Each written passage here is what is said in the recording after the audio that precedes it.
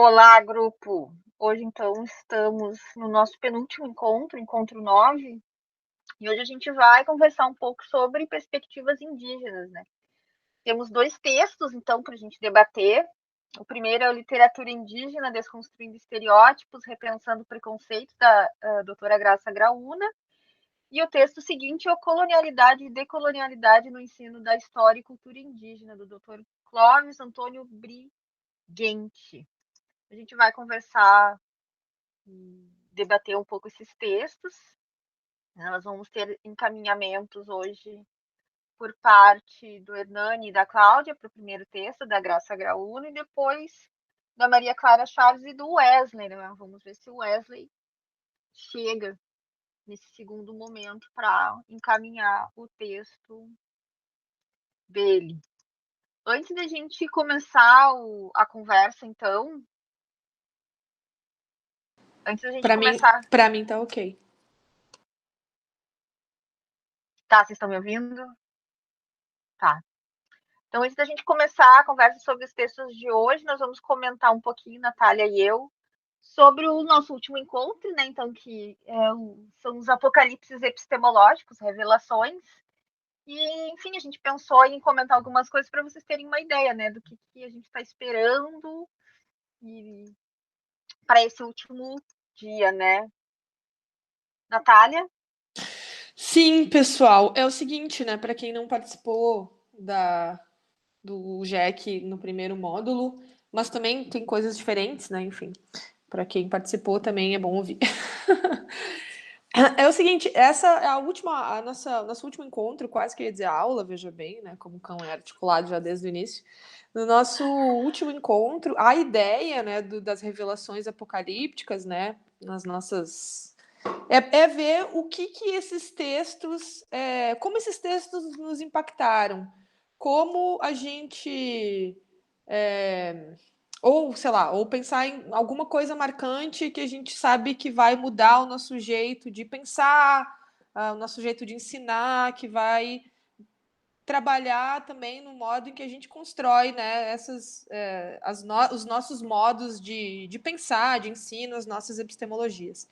A ideia no último dia é que todo mundo colabore. Eu e a Aline, a gente né, vai falar algumas coisas também, mas a ideia é que todo mundo traga algum ponto, né, dentro do panorama desse curso que foi relevante, algum, né, mais do que um pode ser, né? Lembrando que se todo mundo for falar, também não pensar em falar meia hora, mas pelo menos uns 5, 10 minutos, assim. Acho que 10 Mas minutos não dá daí. 10 minutos não dá, mas enfim, né? A gente pode até estender um pouquinho, mas É. 5 minutos tá bom. Mas é isso, gente. É basicamente isso, né? O nosso último encontro. Dessa vez não teremos entrega de nenhum trabalho, nem nada. Também não tivemos no semestre passado, para falar bem a verdade. Então decidimos que não vai ter nada formal, assim, né? Ah, não Mas teve porque podiam escolher fazer ou não, né? é. Tudo bem que o pessoal escolheu não fazer, mas tinha só... Mas enfim, é isso. É tipo assim, né? Que nem o pessoal pede pro PT que o PT faça uma autocrítica também. Vocês podem fazer uma autocrítica, né? Pode ser esse momento de autocrítica, né? É. Acho que Pode ser um vale momento de também. autocrítica. Pode, Vale. porque eu acho que, né, esses textos eles também podem causar isso, assim. Uhum. Então, tá no gênero, né? Tá dentro dos gêneros possíveis pros apocalipses, assim. E, na real, é isso que a Natália falou. A gente quer ouvir um pouco de vocês, até para a gente ter uma percepção, assim, um pouco além, né, do que a gente já foi falando nos encontros, de como vocês foram sentindo esses textos, para a gente pensar se a gente está no caminho, né, para um próximo futuro, quem sabe, módulo, grupo, não sei como é que chama isso. Quero. A gente também quer, mas a gente está um pouco cansada da É. vida. Mas vamos analisar, vamos analisar. Com certeza vai ter sempre baixaria, né, Luísa? O que tu acha? Ou para estar gravando? Então, acho que a gente pode passar pro texto, né, da Graça Graúna. É um texto, acho que, né, o pessoal vai ter vários pontos ali para levantar. É um texto curto, mas ele traz muitos aspectos, eu acho, assim, já para a gente começar. E acho que daí a gente faz, né, os comentários, os encaminhamentos dos dois textos e voltamos no final, né? Ou será que a gente faz entre um texto e outro? Não sei.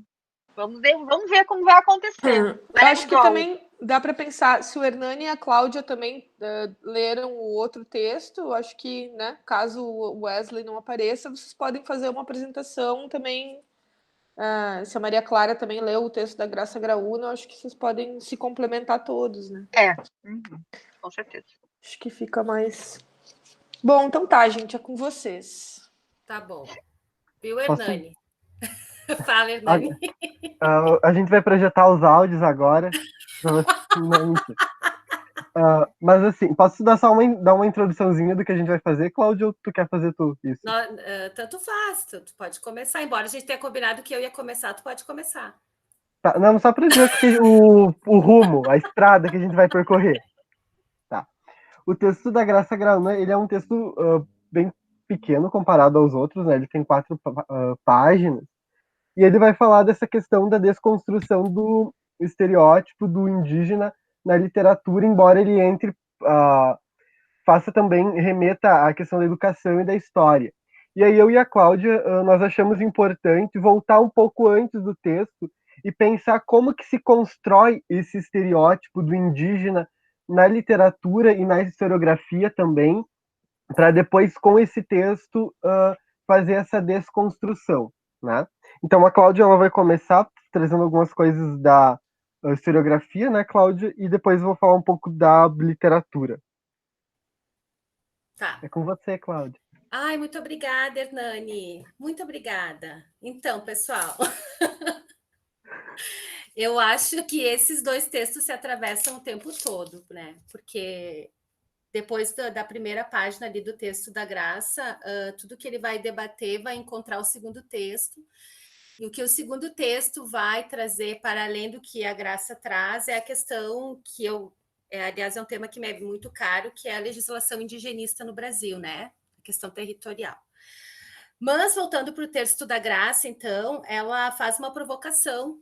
Ela é professora, mas também é uma artista indígena, acho que é poeta, né? Escritora. E ela faz uma provocação no início do texto, perguntando, então, o que é ser índio hoje, dentro deste contexto contemporâneo que a gente vive. E quando eu li essa provocação dela, me remetia a uma obra que eu já tinha lido na graduação de História e que eu tive que voltar para ler, que se chama A Controvérsia, do Jean-Claude Carrier, que, na verdade, é um debate que aconteceu efetivamente no século XVI entre um frade, um padre e um filósofo, historiador também, que atendia a corte espanhola na época.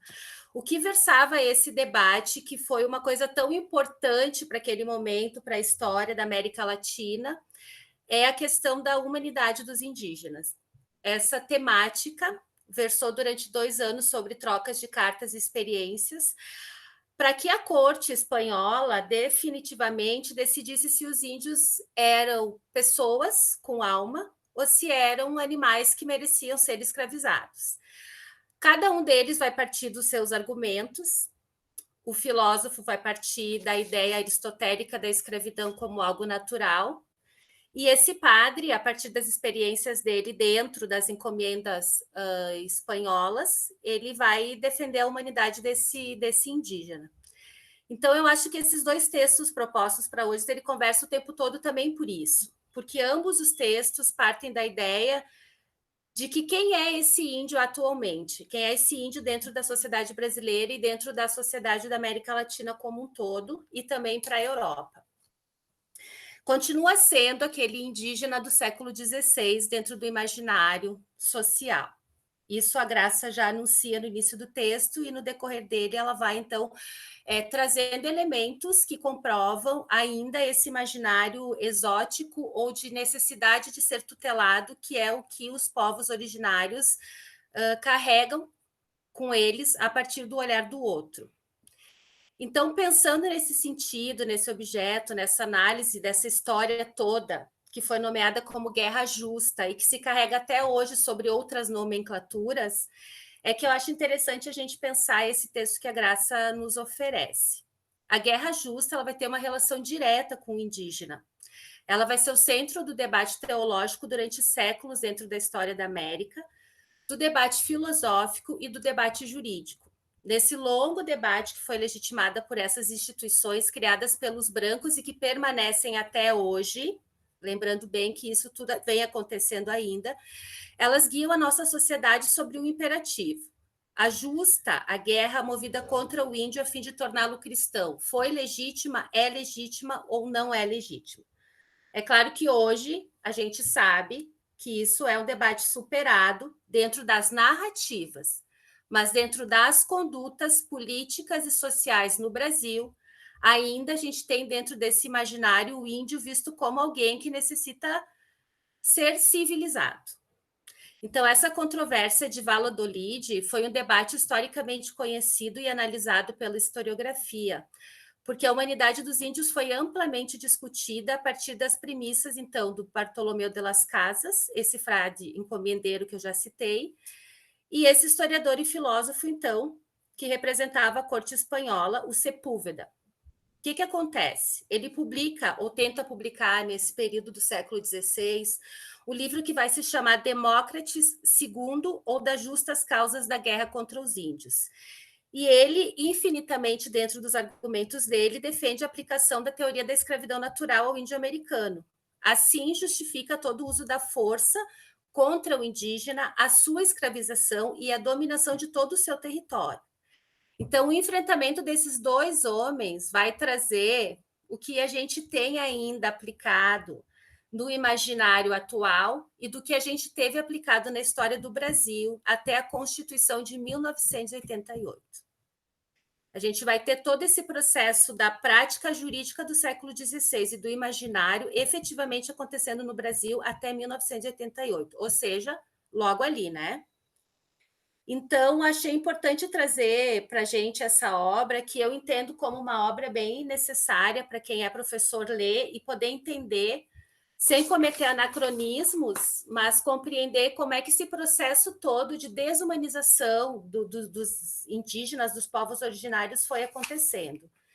E é isso justamente que, então, a Graça vai trazer para a gente, esse questionamento. Como é que se faz, como é que pode se pensar e de que forma a gente consegue desconstruir esses estereótipos carregados no imaginário da América Latina há mais de 400 anos sobre o próprio indígena.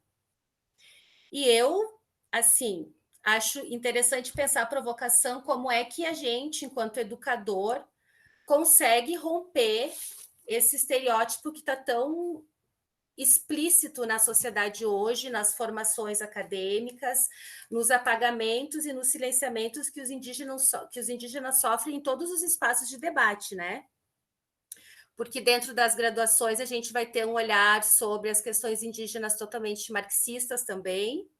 A gente vai ter dentro da literatura o olhar sobre o branco, que escreve sobre o índio, e a gente não vai ter produção historiográfica que circule efetivamente nas academias dos índios falando sobre os índios, ou dos povos originários falando sobre os povos originários. Então, me parece que é uma temática muito relevante para a gente se pensar, porque trabalha muito e atravessa muito as fronteiras do afeto, as fronteiras da manutenção do meio ambiente, e as questões indígenas, elas perpassam somente os sujeitos indígenas, o que eles pensam, a forma como eles veem o mundo, a epistemologia deles, ela é mais que necessária nesse momento que a gente atravessa hoje, acho que no Ocidente inteiro, né? Dentro do meio ambiente, dentro das relações sociais, dentro da ideia de nação e país que a gente tem, que já está mais que provado que é um fracasso total. O olhar do índio, o olhar desses povos originários sobre si, sobre o universo que eles estão inseridos, tem muito a nos acrescentar. Mas a provocação fica: de que forma a gente vai alcançar esse conhecimento? De que forma a gente vai aprender com eles, de que forma a gente vai lançar isso para as academias e de que forma a gente vai conseguir fazer esse atravessamento para as escolas, para se pensar a questão desses povos originários mesmo como sujeitos de movimento e de ação e que ocupam um lugar de protagonismo, né? Que não é assim que é visto até hoje. Tu quer, Nani, falar alguma coisa? Dessa parte que tu tinha preparado da historiografia, tu tem mais alguma coisa ou posso entrar na literatura, Pode Cláudia? entrar, porque elas vão conversar o tempo todo. Tá. Então, a partir desse questionamento que está ali no primeiro parágrafo do texto da Graça sobre o que é ser índio hoje e qual a visão da cultura e da história indígena na mídia, na poesia, na prosa, nos livros didáticos, eu observo uma questão que é o seguinte: a literatura indígena brasileira contemporânea, que é disso que ela está falando aqui nesse texto, ela vai fazer um contraponto com a literatura canônica brasileira, em que a literatura canônica, escrita pelo homem branco, vai construir um estereótipo de indígena, e essa literatura, escrita hoje por indígenas, vai desconstruir esse estereótipo ao dar voz ao próprio índio, narrar sua experiência, sua cultura, etc. E aí eu trouxe alguns tópicos de alguns textos da literatura canônica brasileira que constroem estereótipos e hierarquias a respeito da identidade e das epistemologias indígenas, que muitas vezes nos cursos de letras, ou enfim, quando se aborda esses textos em espaços acadêmicos, espaços dos estudos literários, se centra muito numa análise estética e se deixa escapar essa construção de estereótipo que vai ter ressonância no imaginário social até hoje. Então, o indígena ele é uma figura presente em toda a produção literária brasileira, desde a carta de Pero Vaz de Caminha, a carta a El Rei Dom Manuel, fazendo referência aos povos originários nessa primeira interação entre o colonizador europeu e o indígena, os povos originários, mas ainda com um olhar bastante exotista, cheio de esse olhar exótico sobre o índio, esse olhar europeu em relação ao indígena como um selvagem a ser dominado e explorado por ser considerado inferior, que é essa questão que toma assento nesse discurso historiográfico trazido pela Cláudia.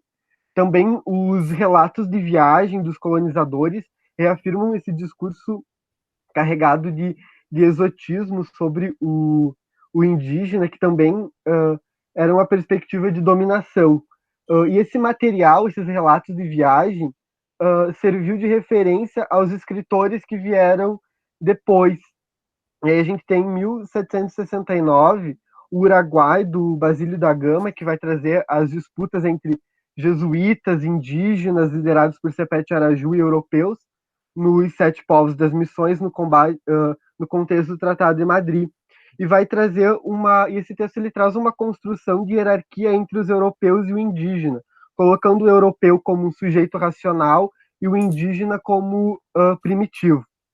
Adiante, o Encaramuru, do Frei Santa Rita Durão, de 1781, que tem Diogo Alves Correia, o Caramuru, um náufrago português que se envolve com uma indígena, a Paraguaçu.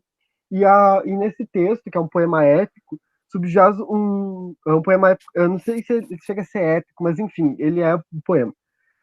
Subjaz um discurso colonizador e hierarquizante entre o português e o indígena. E também tem uma cena bastante marcante em que o indígena admite uma entidade divina maior do que Tupã, remetendo ao Deus católico, reconhecendo que aquele Deus católico era maior que Tupã, e assim construindo hierarquias e formas de dominação por meio do discurso que vão ressonar na construção dos imaginários. A poesia do Gonçalves Dias, também, em 1857, no poema épico Os Timbiras, não sei se assim que pronuncia, não lembro, que é um poema inacabado, ele narra as lutas entre diferentes povos indígenas pela perspectiva dos jesuítas e do colonizador europeu, e fazendo alusão às comunidades indígenas no Brasil que iam se destruir por si mesmas, construindo esse discurso do indígena como uma pessoa selvagem e violenta. E aí, no coração do romantismo brasileiro, José de Alencar, com a trilogia indianista, o Guarani, Iracema e o Birajara, ele usa como fonte aqueles relatos históricos de viajantes que eu mencionei anteriormente para construção dos seus romances, né? O José de Alencar ele tinha meio que um projeto de identidade nacional forjado, que ele queria construir uma identidade brasileira a qualquer custo. E aí, e aí se tem um grande material em que se constrói esse estereótipo do indígena. No Guarani, que se constrói essa ideia do bom selvagem como um discurso europeu colonizador, em que o peri era diferente dos outros. Oi, alguém falou? Acho que não. Em que o peri era diferente dos outros indígenas, né? Eles colocam o peri como um índio que tinha sentimentos, que era tímido, e o mais gritante, ele coloca que peri era um índio que era submisso e servil, diferente dos outros indígenas. Essa ideia de aproximar o peri, esse indígena ideal, da imagem do branco, e também colocando sobre o personagem características dos heróis medievais europeus num indígena na América Latina. E também Iracema com a europeização do personagem pela idealização da figura feminina no romantismo que reforça estereótipos. E aí também, por último, o Macunaíma, do Mário de Andrade, que é uma obra bastante complexa nesse sentido, porque ele volta aos povos originários como a raiz cultural do Brasil, mas ele não, de uma certa forma, ele faz eco a esses estereótipos, principalmente pela questão de preguiça, uma pessoa não digna de confiança, sexualização e tudo mais. Também trazendo aqui para a literatura do Rio Grande do Sul, No Tempo e o Vento, entre outros, tem imagens diversas a respeito do indígena, né? Que é construído muitas vezes pelo olhar do jesuíta, né? O Pedro, No Tempo e o Vento, o Pedro como esse indígena colonizado que vai adquirindo modos europeus, que aprende a tocar instrumentos, etc. E que também não se dispõe de uma imagem do indígena associado à violência, né? Na questão de guerras e tudo mais, em uma imagem do corpo indígena escrito pelo homem branco como um corpo violentado, dilacerado. E é assim que se constrói um estereótipo indígena do indígena como violento, selvagem, primitivo, irracional, inferiorizado e que dialoga com a matriz colonial de dominação e hegemonização. Então essa é a imagem que se constrói do indígena na literatura canônica brasileira, essa literatura escrita, produzida pelo homem branco ao longo da história e que muitas vezes, ao se trabalhar com esses textos, essa perspectiva é ignorada, em que se centra principalmente numa análise formal do texto. E aí, dando sequência ao texto propriamente dito, a Graça Graúna ela vai dizer que esse questionamento ele é um convite para desconstruir estereótipos. Esse estereótipo que eu tentei trazer aqui a partir de alguns tópicos sobre os textos canônicos. E aí aqui ela elenca questões como identidade, utopia, cumplicidade, esperança, resistência, deslocamento, transculturação, mito, história, diásporas, que configuram alguns termos possíveis para designar a priori a existência da literatura indígena contemporânea no Brasil. E ela também vai falar aqui nesse mesmo parágrafo de uma questão bastante presente na literatura indígena, que é a questão da oralidade, com esse diálogo com a tradição oral. Tu quer ir seguindo, Cláudia? Sim, eu acho que é um texto bem didático, na verdade, que ele é bem objetivo ao problematizar as questões que neste universo da educação, que é do lugar de onde ela está falando, ela provoca.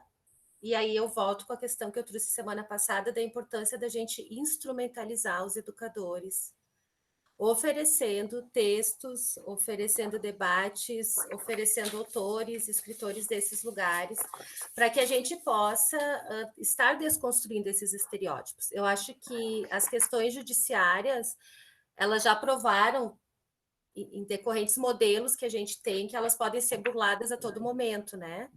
Então, quando tu diz que tu tem que trabalhar a questão da cultura indígena e afro-brasileira ou africana dentro das escolas, os professores pintam os alunos, saem fazendo uma dancinha com os alunos de ensino fundamental 1 no recreio. A fantasia de índio. Mas isso é repetitivo e acontece Uhum. mesmo. A gente pensa que parece engraçado, mas não é exatamente isso que acontece. O contrário é que não. Então, fico me perguntando como é importante essas questões de instrumentalização e de debate, ampliando isso para os educadores, que me parece que é o que o texto nos leva a pensar e provocar, porque, de outra forma, a gente vai continuar com a manutenção desse estereótipo, ainda que a legislação diga que tu tem que trabalhar, mas ela não vai falar como tu tem que trabalhar. E aí tu força o professor a ter que romper um conteúdo cartesiano dele, que ele já vai fazer com raiva, porque está sendo obrigado a ter que fazer aquilo, e vai reforçar a cada momento o estereótipo, porque não se desconstruiu e nem teve a oportunidade de ser desconstruído. Então, acho que esse atravessamento que precisa ser feito desses textos para o campo educacional, ele é mais que necessário, né? Acho que é isso que exatamente o texto provoca, porque todas as questões que ele vai trazer, que são extremamente relevantes, são didáticos, e acho que, sinceramente, quero acreditar que tudo que está aqui no texto não espantou ninguém, né? Não é novidade para ninguém. Por isso que eu disse que ele é tão didático, né? Porque ele é, na verdade, ele é objetivo ao pontuar, provocar como que a gente, enquanto educador, ou teórico, ou estudioso, ou pesquisador, tem que fazer um movimento para que esta mudança efetivamente aconteça. Eu li assim dessa maneira o texto. E aproveitando, eu queria deixar indicado, então, eu acho que o Krenak já está agora mais que em voga, né? Enfim, mas é uma leitura necessária. Gostaria de lembrar também que o Ailton Krenak, para além das ideias para adiar o fim do mundo, porque ele também se transformou assim quase num Deus que a gente quer se apegar, né, para pensar que existe uma forma de transformar tudo isso, e não é exatamente isso que ele está querendo dizer, mas que ele tem um caminho jurídico e político já há mais de 40 anos na história do Brasil, e foi um dos mentores da legislação indigenista de 88. Então, acho que ele é alguém bem importante para a gente ler e estar pensando um pouco essas questões, assim como o Daniel Munduruku também, com o Banquete dos Deuses, que é um livro bem didático também para quem quer pensar a questão decolonial desses povos originários. E outra questão que o texto não traz, mas que me parece muito pertinente, é a gente pensar por que esses grupos originários continuam sendo tão silenciados, enquanto outros grupos minoritários conseguem ocupar algumas vozes em alguns espaços. Porque a gente vai ter o bastião dos povos originários é a terra, a gente sabe, a terra é o sagrado, e a terra é de grande interesse para as questões capitalistas que estão postas, né? Então, esse esforço em silenciar esses povos originários tem um viés muito forte econômico. Acho que a gente não pode dissociar essas questões econômicas, em especial das questões indígenas, porque elas estão muito relacionadas. Há todo o interesse, né, da matéria-prima, especialmente aqui no Brasil, e ainda continua hoje a do nióbio. A gente, em cada período, vai ter um excesso de esforço desses latifundiários de retirar essa matéria-prima, e o que está agora em voga nos últimos 10 anos é o nióbio, e que essas matérias-primas são efetivamente nesses lugares onde esses indígenas moram. Então, também, por trás de tudo isso, desse apagamento, existe todas essas questões econômicas. E acho que o Krenak fala muito bem disso quando ele diz que a academia sofre de uma necessidade de hemodiálise. Quando o sangue eurocêntrico não está circulando muito bem, está começando a ser incomodativo em alguns programas acadêmicos, a gente vai lá e pega um pouco do sangue indígena e nos injeta. Mas ao pensar as questões, eu digo sangue indígena, sim, o pensar indígena, o pensar do negro, o pensar da mulher, vai sendo injetado um pouquinho na academia só para que ela possa continuar ocupando um espaço de privilégios e que ela consiga ainda potencializar esse olhar de matriz colonial. Então é isso, acho que essa crítica serve para a gente refletir a si mesmo e refletir sobre o nosso papel como educador e como pesquisador dessas temáticas aí. E o texto ele também traz bastante ênfase nisso na questão do apagamento, em relação ao apagamento dessa literatura indígena produzida na crítica literária, né? Nessa crítica literária etnocêntrica, nessa crítica literária que se recusa a ver a literatura indígena como literatura por fugir desse padrão branco, europeu, colonial de literatura, em que a crítica literária ela legitima apenas o trabalho artístico de linguagem nessa matriz branca europeia, em que a literatura indígena foge um pouco, a literatura indígena nesse caráter mais performático, que vai ter a sua relação com a dança, com rituais, com a música e outras formas, e a própria oralidade, enquanto a crítica literária vê como literatura como sinônimo de livro, né?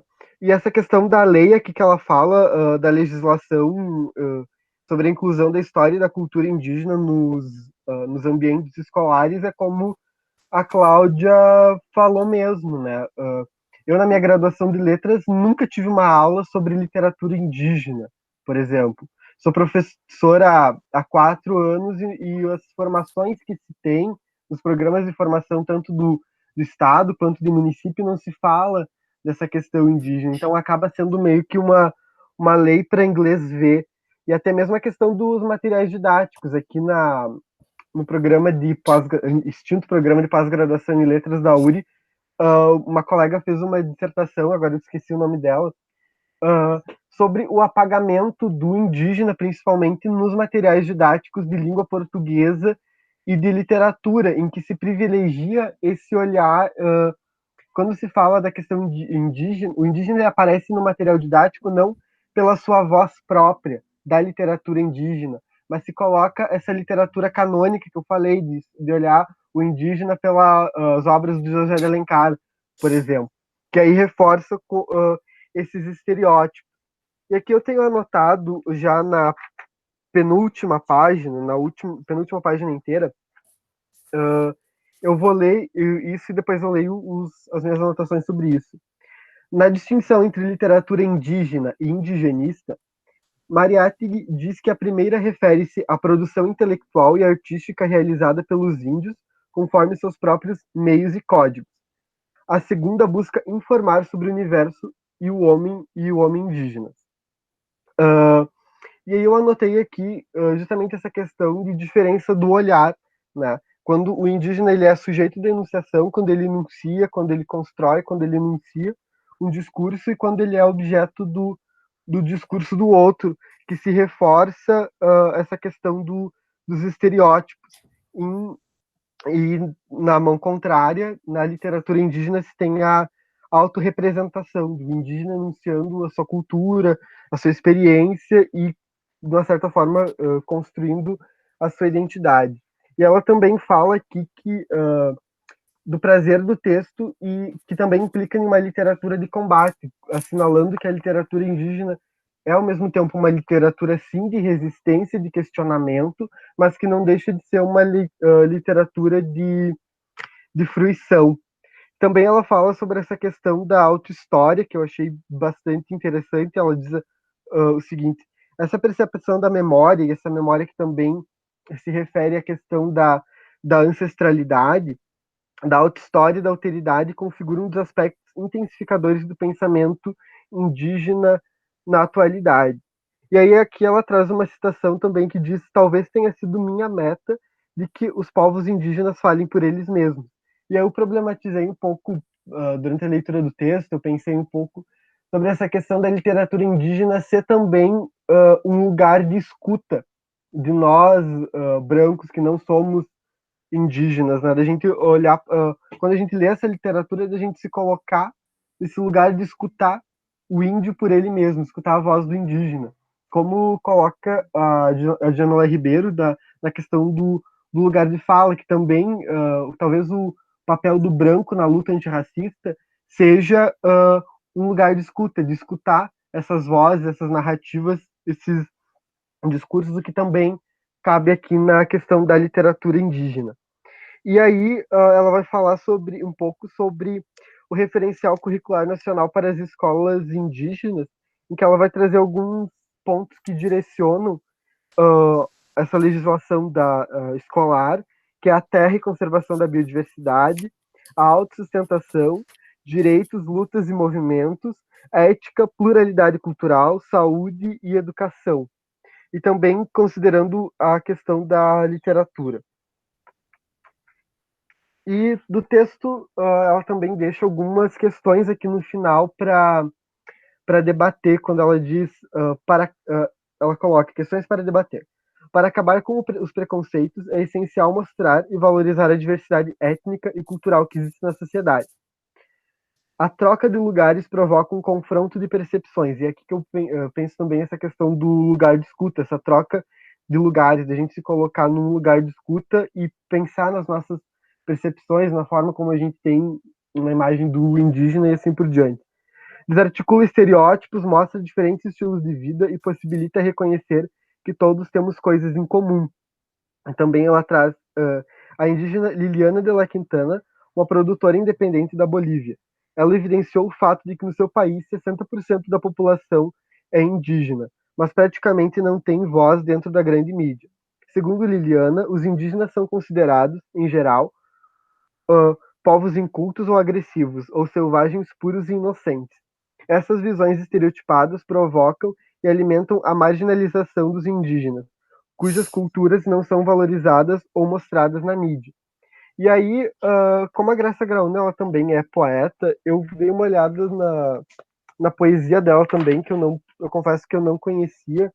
E aí, em alguns poemas dela, como eu destaco o poema Colheita, ela traz essa questão da literatura indígena na sua própria literatura, numa espécie de expressão metaliterária, trazendo em primeiro lugar a terra como potência criativa e mote da criação literária, fazendo essa relação da terra, a literatura, a coletividade, a oralidade e a identidade potiguar, aquela etnia dela.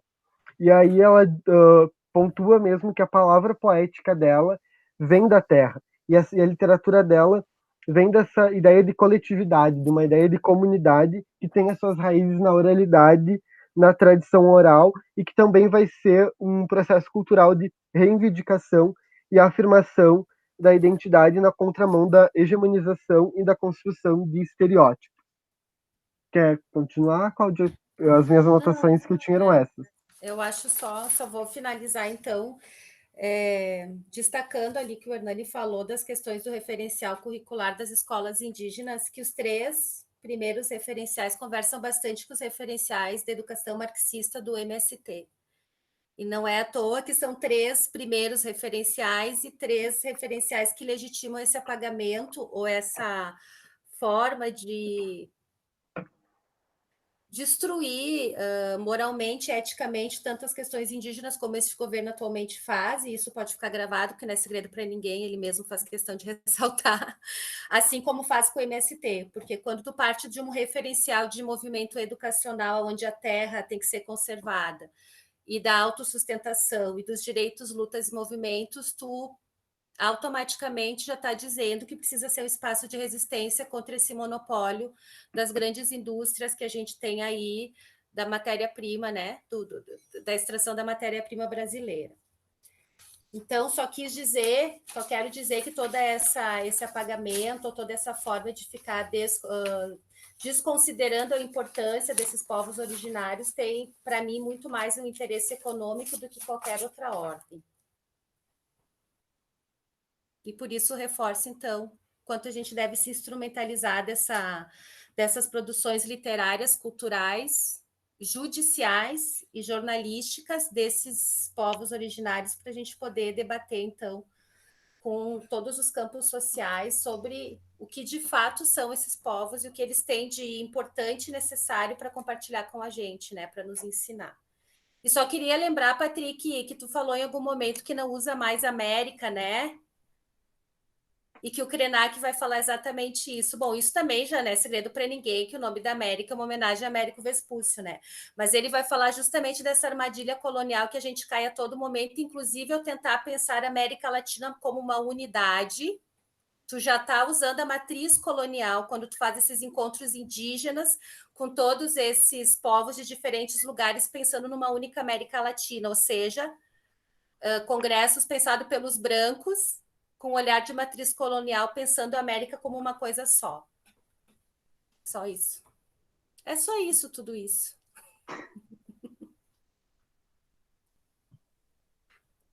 Só isso. Só isso. Pá, pá, pá. Ok, acho que vamos para Maria Clara, né? Eu acho. Beleza. Eu vou deixar uns links sobre algumas coisas que eu vou falando ao longo da apresentação, já aqui no chat de antemão. Assim, vou falar um bando de coisa ao mesmo tempo, porque tive vários insights aqui com vocês falando, inclusive adoro o jeito que vocês falam, principalmente a Hernani, acho muito bonito o jeito que você fala. Não sou tão elegante assim, infelizmente carioca é isto. Mas, basicamente, e também estava na esperança de Wesley vir hoje para ele falar mais profundamente do texto, porque, na verdade, eu quero falar sobre os meus incômodos em relação ao texto. Então, eu acho que eu não vou adentrar profundamente todas as questões do texto, talvez não dê conta dele, mas vamos lá, né? Daí, basicamente... a Cláudia falou do Krenak, o texto me incomodou tanto que eu fui ler de novo, tá? peguei minha Bíblia também do A Queda do Céu aqui para falar sobre. E, basicamente, eu acho que, assim, como a gente não tem tantas políticas de afeto, né? Eu acho que é a pessoa de fora aqui, meio que de fora, meio que de dentro também. Então, às vezes, eu tenho que ficar lembrando de onde eu vim, né? E a minha primeira formação é no direito.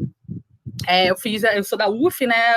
Fui advogada há muito tempo, fui advogada militante há muito tempo. Hoje em dia eu estou tentando ser feliz. Aí,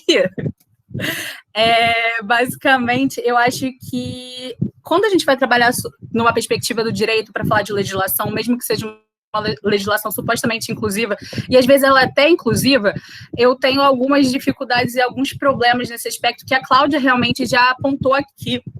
Falou até muito bem, e eu acho que, assim, às vezes a gente se coloca numa posição assim, eu tô numa perspectiva decolonial, numa perspectiva pós-colonialista, e tô pensando assim, o que eu fiz nesse texto, como algumas coisas me incomodaram, eu fui olhar a bibliografia dele, e a bibliografia dele, ela é toda, assim, 90% dela é branca, e de homens brancos e algumas mulheres brancas, e só tem um indígena que ele usa como bibliografia e um homem negro. Então, isso daí já me causa uma sensação muito estranha, porque você já está construindo um pensamento científico, né? No caso do texto do Clóvis, né? Você já está construindo um pensamento científico a partir de uma narrativa que é quase que única, né? Mesmo que você esteja usando caras como Boaventura de Souza Santos, que também tem os seus problemas, porque o eixo civilizatório dele é eurocentrado. Então, por mais que você seja decolonial, em algum momento esse ocidente geopolítico te atravessa, né? E isso, eu acredito que eu tenho aprendido nesses grupos que eu já citei algumas vezes antes, que é o Roda de Filosofia e Transculturalismo, e o Laboratório Gerumá, no Núcleo de Filosofia Política Africana, que é para pensar a reumanização do negro.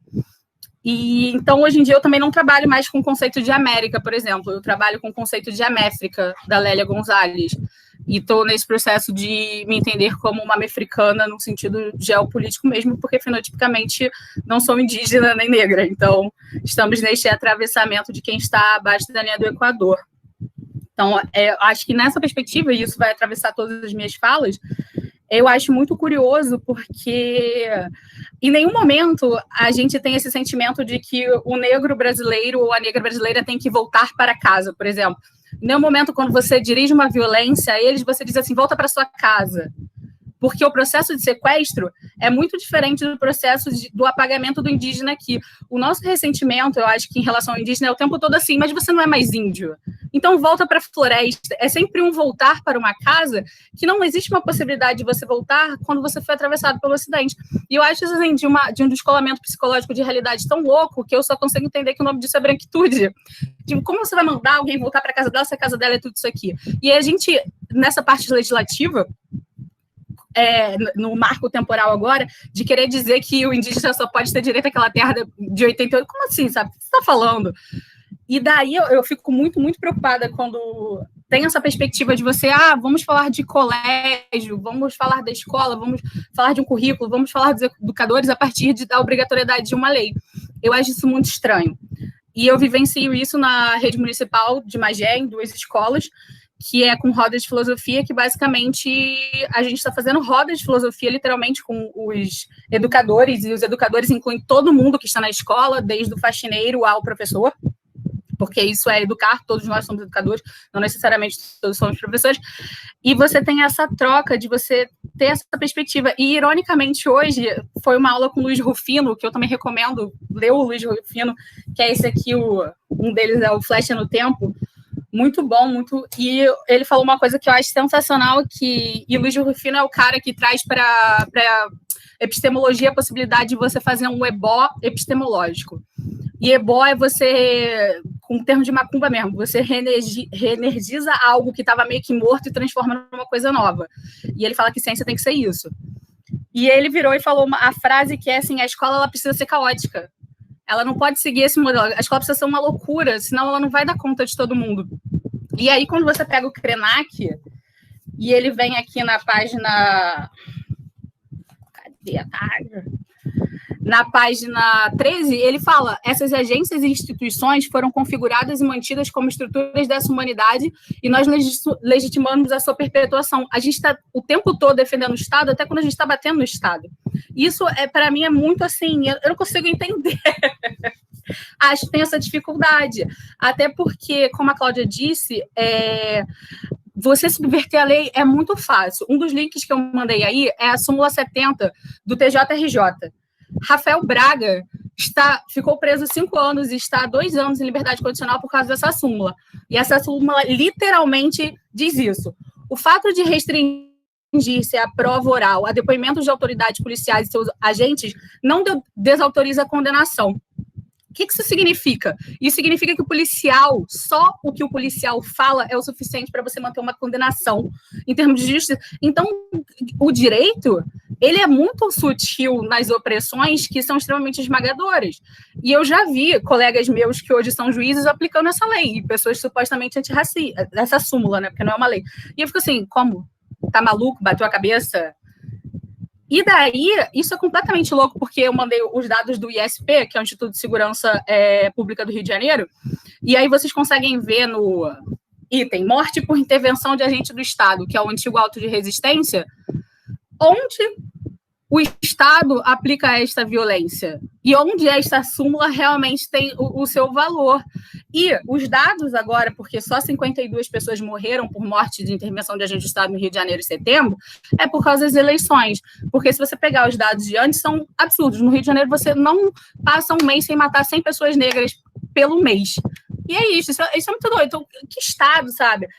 E que lei é essa que a gente quer defender e quer colocar ali? Essa é a humanidade que a gente quer pensar, porque se for assim, eu não quero fazer parte. Eu não quero.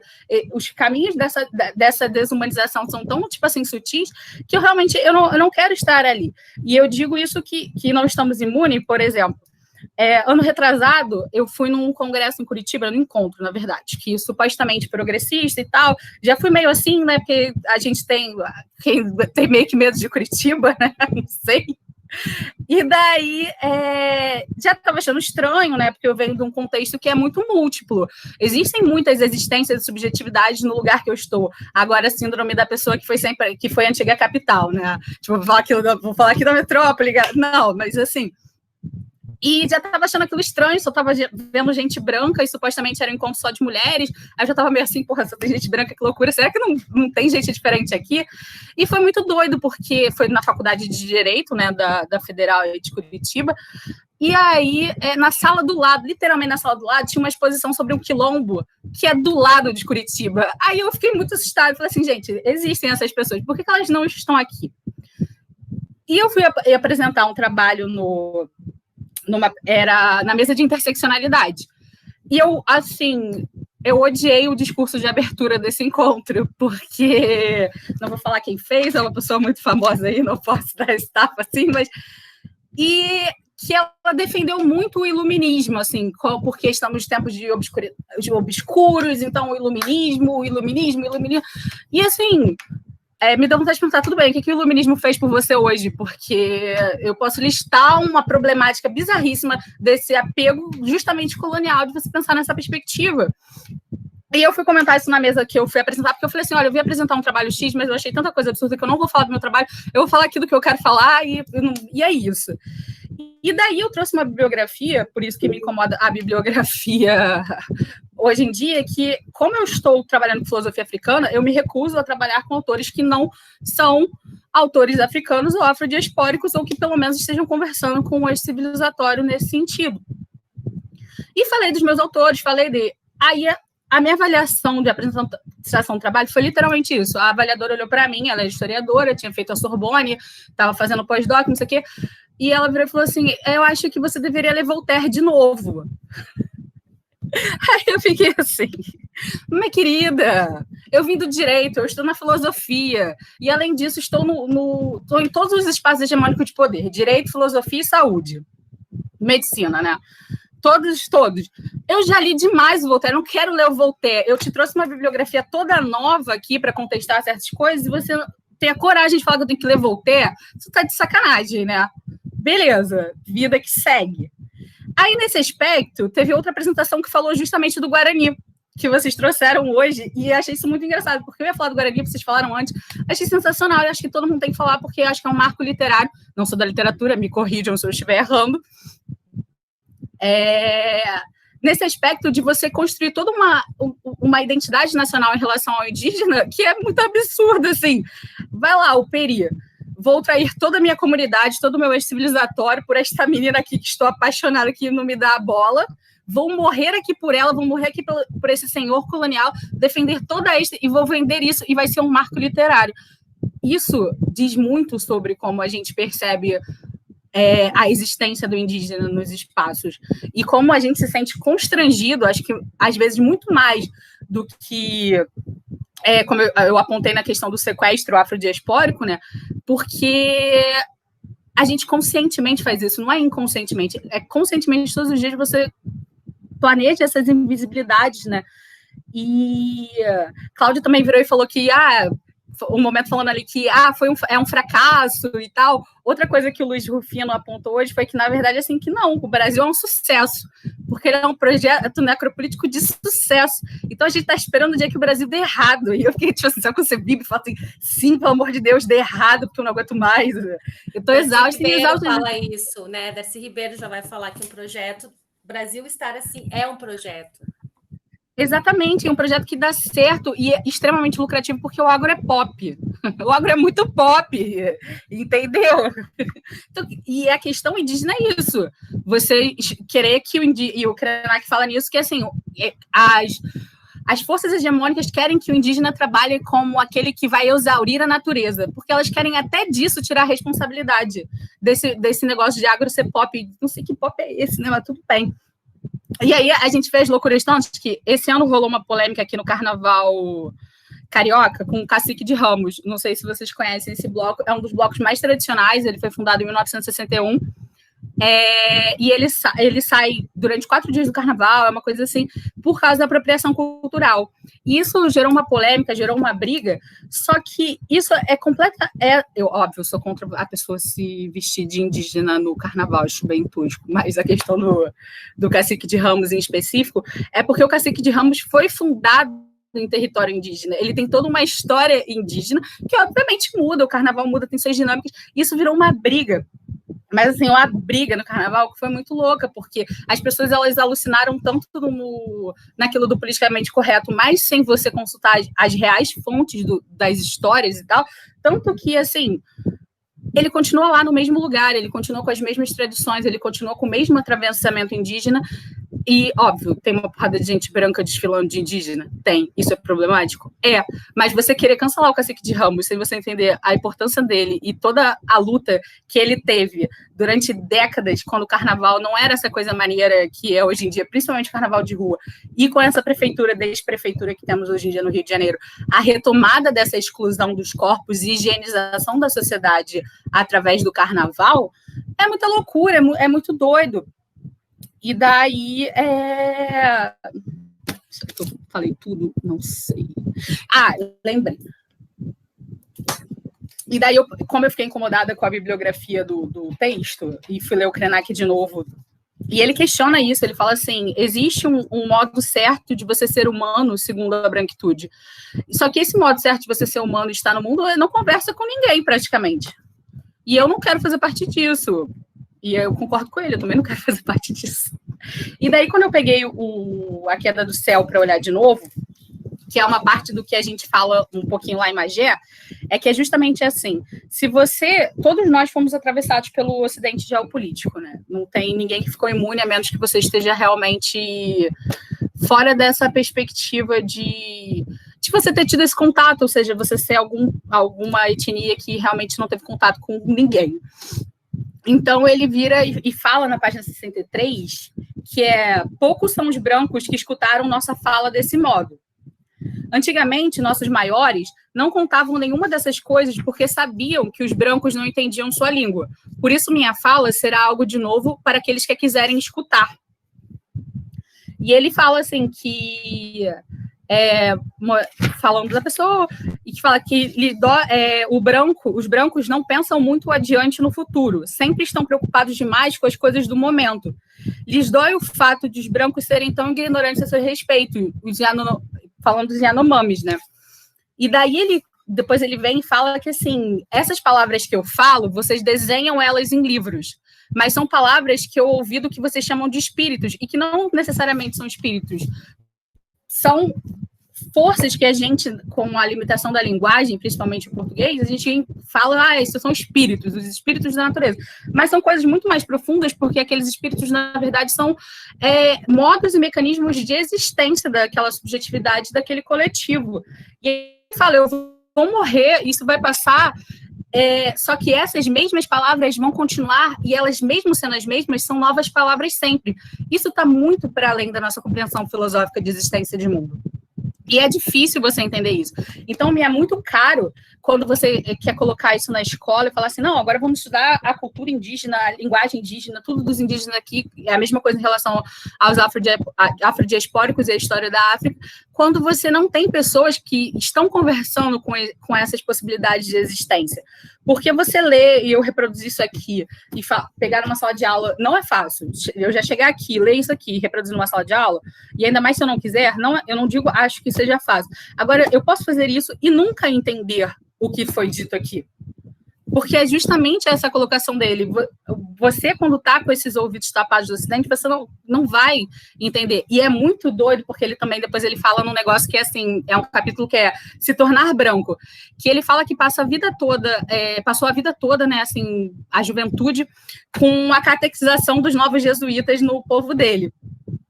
E ele falou assim, não importava o que eu fazia, eu não conseguia entender esse Deus de vocês.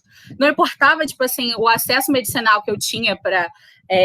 que eu esqueci o nome agora, que não é a ayahuasca que eles usam, é outra, que não importava. Toda vez que eu entrava nesse modo, eu via os meus antepassados, eu via os meus deuses, não adiantava o Deus de vocês, mas eu podia falar da minha boca para fora que eu estava entendendo isso. E eu acho que o inverso é a mesma coisa, a gente também não consegue entender. E aí fica essa coisa hipster de buscar e de beber desse sangue indígena de novo, mas você não está conversando com esse civilizatório, não adianta.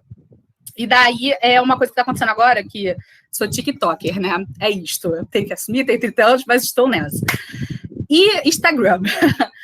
E estou pesquisando produção de subjetividade na internet, desse modo transterritorial. A movimentação indígena na internet hoje em dia é muito foda, é incrível. E a rebarba é sempre essa. Vocês não são mais indígenas, assim, você vai ser indígena de iPhone.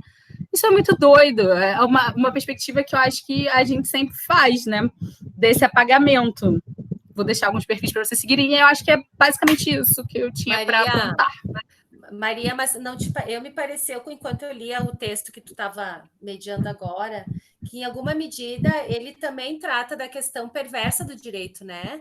Porque com certeza. Quando ele fala do ensino da história do Brasil pelo prisma ainda colonial, ele está justamente falando dessa perversidade que a gente estava dizendo, né? Porque ao tu pensar que a gente vai ter, em 1967, a extinção do SPI, do Sistema de Proteção ao Índio, em plena ditadura militar. Até a própria ditadura se chocou com a perversidade do Sistema de Proteção ao Índio e aí cria a FUNAI em 67. Então, Exato. o que ele fala é dessas movimentações também do direito enquanto movimento colonial de sustentação do que está aí. Ele faz uma análise dizendo que isso é perverso, né? E aí, por isso que ele vai falar da importância de instrumentalizar novamente os pensadores para a gente tentar, dentro de um espaço de diálogo, conseguir alguma transformação ou mudança, porque já que pelo viés do direito isso não é possível, se não caminhar junto, não só com a lei, mas com a prática dela e com a organização do Estado em estar legislando se essa lei está sendo feita ou não, as coisas não vão funcionar, né? Não, com certeza. E eu acho que, assim, até por uma pessoa, por ter toda essa história, né? Meus pais também são do direito, então é uma coisa que atravessa a minha vida e vai atravessar para sempre. Não nego a importância disso, porque a hora que você tem que recorrer à lei e dizer assim, tem que estar na escola porque é lei. Isso é uma autoridade, você tem que fazer. Agora, o problema tá bom, agora como é que a gente vai fazer? Como você mesmo apontou, eu super concordo contigo nisso. Só que eu acho também muito triste você ter que usar esse viés, tipo assim, a gente vai fazer porque é lei. Não porque você acha importante. Você não é lei, então é isso. E daí, eu acho que é uma coisa que parece muito. Um professor meu, ele estuda a ciência do esculacho, o Lenin Pires, que é aquele, você sabe com quem você está falando, e a gente está o tempo todo reproduzindo essa colonialidade. Você sabe com quem você está falando? É a mesma coisa. Eu já tive episódios aqui no Carnaval Carioca que eu estava assim, completamente de purpurina da cabeça aos pés, me perdoem os oceanos, e de ter um problema, minha amiga ter sido furtada, mas o cara que furtou devolveu o celular, mas aí o policial tava puto lá no carnaval, queria dar um esculacho no cara, aí quis prender o cara, só que furto é um crime condicionado. Se não tem vítima e não tem objeto furtado, não tem furto, não tem o que você fazer, tinha que deixar o cara embora. E aquela briga toda, e a gente começa uma discussão, e ele começou a gritar comigo igual um louco, o policial com o fuzil atravessado, gritando, falando, quem é você? Aí eu virei e falei assim, quem sou eu? Eu sou advogada dela, me constitui aqui agora, eu sou advogada, que a gente vai resolver isso desse jeito todo, então vamos todo mundo para a delegacia. Você usa os mecanismos de poder, né? Não tô negando isso. E agora, que eu não acho isso triste, eu acho isso horrível, eu acho isso horroroso. A gente não pode resolver isso aqui numa conversa, eu tenho que pegar, te jogar a carteirinha na OAB na tua cara, e aí você se sente mal, tipo, como se isso significasse alguma coisa que não significa porra nenhuma. Só disse aqui, olha, eu estudei 5 anos leis com professores estranhos numa faculdade branca e estou aqui tentando defender o mínimo existencial para as pessoas, sabe? Meio que isso. Acho que falei demais, as pessoas vão falar também, é isto. Só faltou falar um pouco do texto, né? Efetivamente, Maria Clara. E faltou essa parte.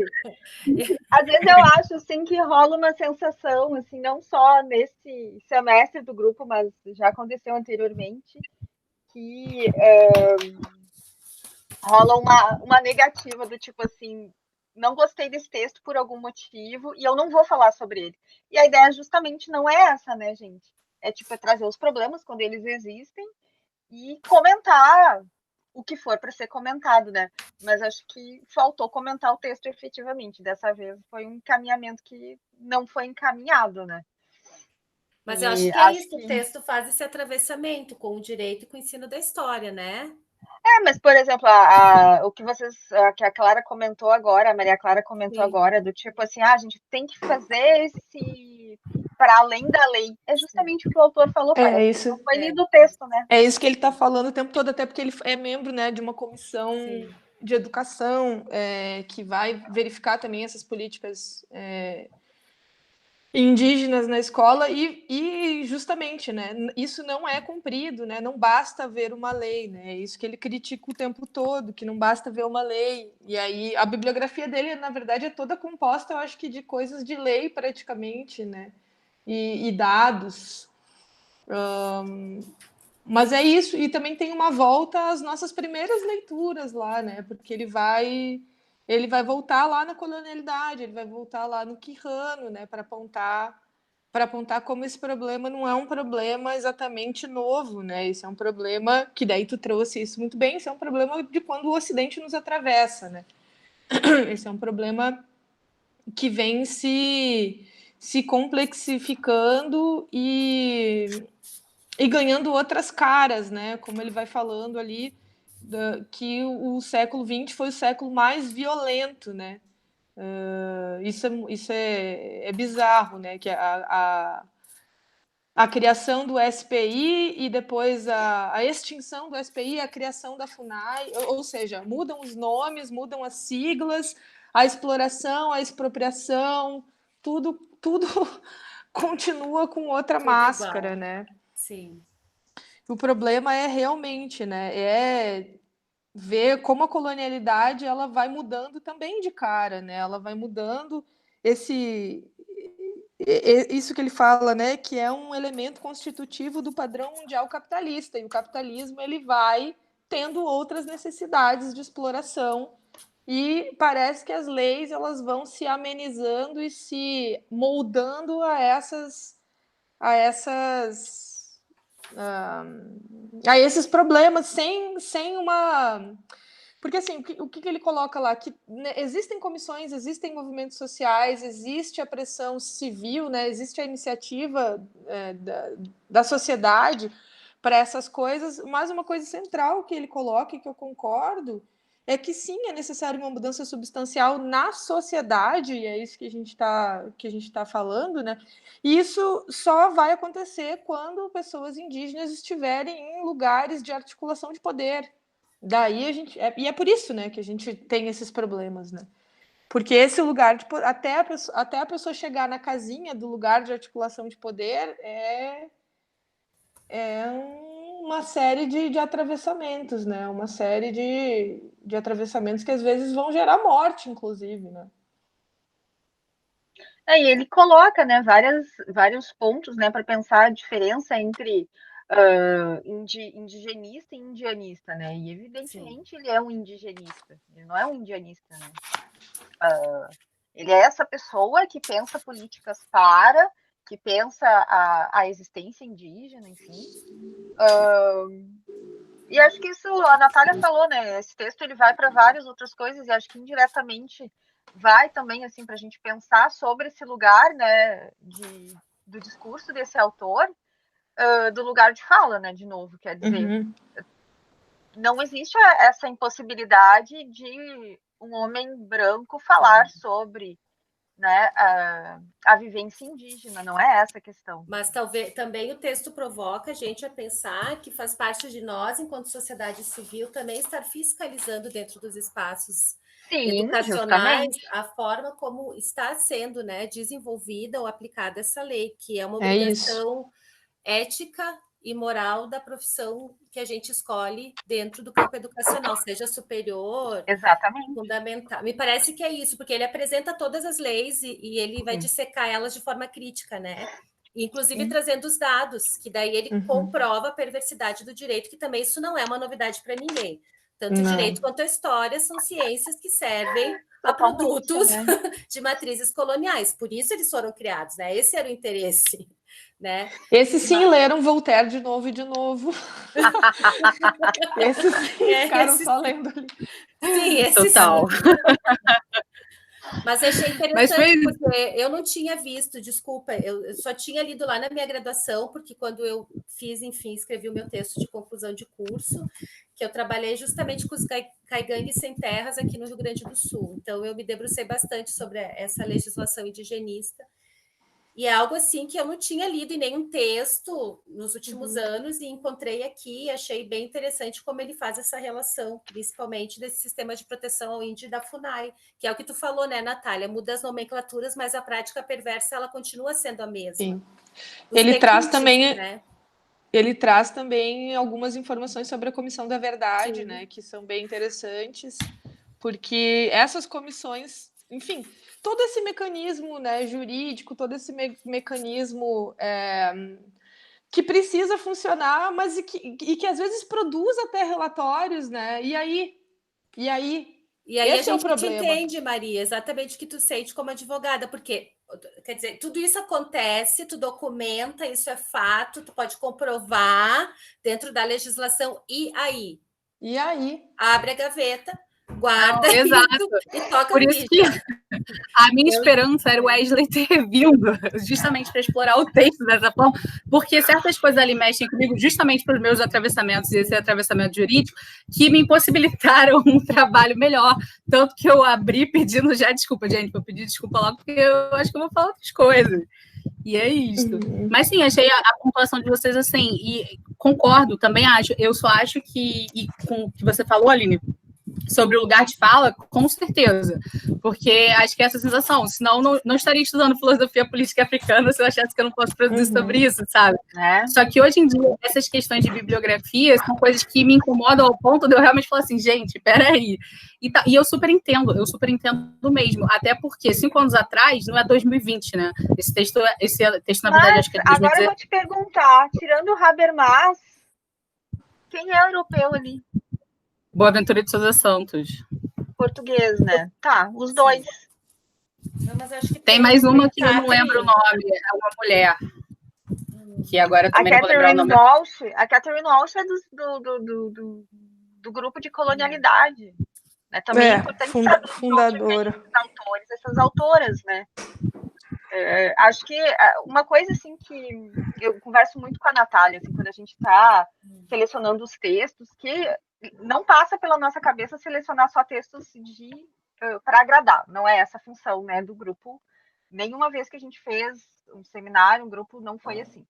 A outra coisa é que a nossa perspectiva, que é uma perspectiva decolonial, de fazer pesquisa, de tentar dialogar, e eu falo tentar mesmo porque é uma tentativa de criar um outro tipo de diálogo, né?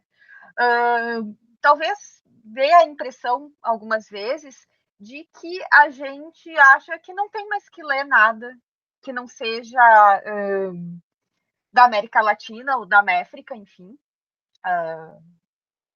que não seja de autores não ocidentais, né? Então, não é essa a nossa perspectiva, né? Inclusive, a forma que a gente tem de nos instrumentalizar, né? Que foi uma palavra que a Cláudia usou e que eu acho que é bem fundamental, ela é instrumentalizar, nos instrumentalizar, implica também que a gente tenha o domínio do pensamento do cão, porque ele é muito articulado.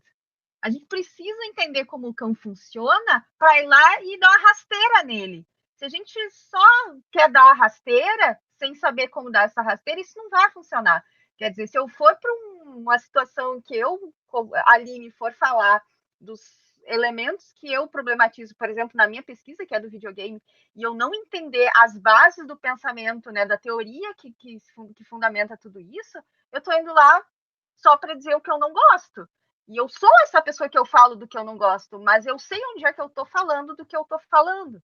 Então, assim, acho que às vezes pode dar essa impressão que a gente tem, assim, não leia mais isso. Não é, gente. Não é, porque a gente precisa ler essas coisas para poder explodir com elas. Esse não é porque você dá para ler Paletó e Eu, que é maravilhoso, da Aparecida Vilela. Eu amo ela. Ai, é muito bom mesmo. É muito bom. Eu devorei esse livro.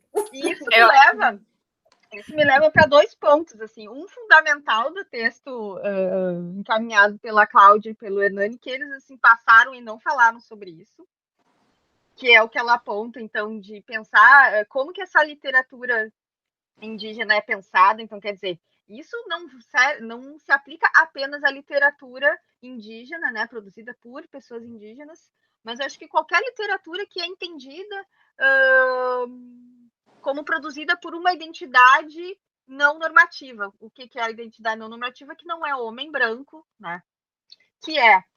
Ela coloca o seguinte, que essa literatura ela é objeto de estudo antropológico e nunca literário. Isso a gente fala, eu vou dizer, há séculos, né? Mas é desde que a gente começou a falar sobre tudo que a gente fala, Natália e eu, que é como a gente vem para cá, faz um grupo como esse e, eventualmente, acaba aplicando esse pensamento que é ocidentalizado, né, de ver a literatura dessas identidades não normativas de uma perspectiva apenas social, cultural ou outro, e não em termos literários, né? Cadê a análise literária? Eu sempre pergunto isso. E o outro ponto, que daí era do texto encaminhado pela Maria Clara, que a Natália já passou por isso, que para mim é o elemento fulcral desse texto, né, que ele vai trazer, é como a gente vai superar esse padrão mundial de poder capitalista que se reflete, né, no domínio das subjetividades, no domínio de criar, né, conhecimentos, né, e aí a gente tem a produção dos epistemicídios, né? E ainda a ideia de que o Brasil, né, assim, predominantemente tem uma ideia de nação que é da elite, né, e que é branca. Então isso também é um ponto ali, são 2 pontos fundamentais desse texto do Clóvis que acabaram não sendo contemplados, né? E eu acho que eles são as chaves para a gente pensar tudo que os autores, né, tanto a Graça quanto o Clóvis, argumentaram, né, nesses artigos. Sim, Aline. E eu acho que essa movimentação dessa tua fala de encerramento do pensamento, no caso, não do todo, é uma coisa muito que o Nego Bispo fala, que é o contracolonizar, que você descoloniza e depois você contracoloniza, justamente você ter esse conhecimento de todas essas amarras para você não reproduzi-las novamente, você não colonizar de novo todas essas subjetividades que são múltiplas e devem existir, né? Aliás, umas leituras que eu estava fazendo no início do semestre, cheguei nos artigos que falam sobre a ideia de pós-indianismo, né? Eu não sei se vocês já ouviram falar, mas tipo, isso também está sendo debatido já, né? Que seria, né, vamos dizer assim, de forma bem geral, uma literatura produzida por indígenas que estão em aldeia, né? Que essa seria a literatura, né, indígena. Então também isso dentro do pensamento, do próprio pensamento indígena, né? Então acho que são vários aspectos, né, para a gente considerar que, claro, se a gente for pensar na nossa formação em geral, né, em qualquer área que a gente tenha, o quanto que a gente passa pelos saberes, né, pelas vivências indígenas, né? Passa quase nada, ou nada, a não ser que seja, né, de forma estereotipada. Sobre essa questão que tu colocou ali em relação ao texto da Graça, que eu e a Cláudia colocamos, eu até tinha notado aqui e passei na hora de falar sobre essa questão realmente, que muitas vezes os estudos dessas literaturas, que alguns chamam de minoria, que tu usou esse termo da literatura produzida por identidades não normativas, realmente é uma análise que fica só no plano do tema, no sentido, tá, então o texto tal do autor X fala sobre opressão, ponto, e acabou. E não analisa como que se constrói esse discurso, como que essa literatura, essas narrativas se constituem esteticamente e como que elas colocam essa questão das opressões, das estruturas de poder, que isso tudo é válido, mas não só dando o resultado, tipo, isso aqui fala disso, ponto, mas como que isso fala disso? Pelo menos quando a gente tem aula de teoria literária na faculdade, eu sempre ouvi aqui, quando a gente vai fazer pesquisa de literatura, às vezes o como que o determinado texto fala alguma coisa é mais importante do que o que se fala propriamente dito, né? Embora isso seja passivo de crítica, de desconstrução, e é realmente isso, eu fico bastante puto quando a gente está em eventos e coisas que fica isso, porque é a questão da superficialidade. Eu vi um tweet teu hoje sobre a questão da pesquisa em videogames, né, que às vezes as pessoas pensam, acho que é qualquer coisa, vai lá, fala de videogame, tá feito o brick. Mesma coisa com a literatura afro-brasileira ou a literatura indígena, que também as pessoas vão lá, acham que só a leitura do texto e falar que o tema é tal, é um tema sobre a identidade negra, a identidade afro-brasileira é suficiente, mas não, tem toda uma questão que está mais profunda no texto e que precisa ser considerada. Hernani, eu posso te interromper um minutinho, Cássio? Desculpa. Mas o que eu tenho visto, pelo menos eu já vi isso acontecer na academia, é que vem com os textos teóricos, o texto teórico fala sobre literatura indígena, né, o clássico. Aí tá, trata o texto, etc e tal, e aí trazem um texto de algum escritor, alguma escritora, e falam, mas esse texto aqui não tem qualidade. eu já vi isso acontecer. Então, o que eu acho que acontece? Que é necessário, a partir das nossas discussões todas, né, que se utilize uma outra lente, né, porque a gente vai pegar esses teóricos e teóricas, que são poucas da literatura, né, da Europa, etc. e tal, e vai aplicar nesses textos. Então, falta pelo menos é o que eu tenho visto, né, falta esse caminho entre, bom, esse texto não pode ser analisado com a lente ou com a teoria, sei lá, o cara produziu, sei lá, eu quando, num outro contexto, né?